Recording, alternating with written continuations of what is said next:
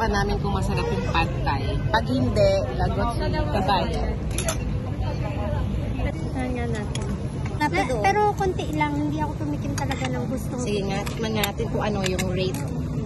Yung totoo, mga kailangan. Yung pangit sabihin. Sige.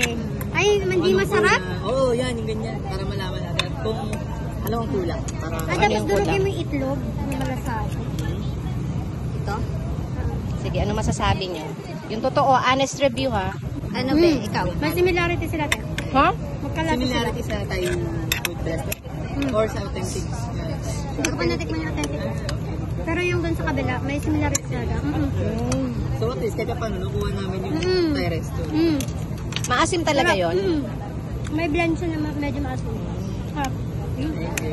Parang mas masarap to. Okay din. Sa'yo na. Ikaw na lang ang walang review. Sarap. Teka, wala pa kayo sinasabing grade eh. Masarap! You know, 5 over 10 or ano. 5 star nga lang, di 5 star. 5. Meron na? Search mo lang yung page namin sa Google. Pinoy lang yan sa restaurant. Ah, may Google review na pala kayo. Pampataas din kasi. Ano ko, 8 over 10. Yun.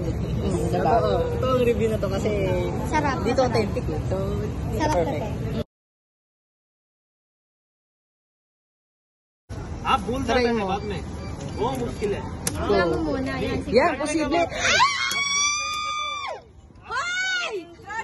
Brother! Oh! Ay! Oy! Mahaba kasi. Go. Brother, bigay mo. Yan.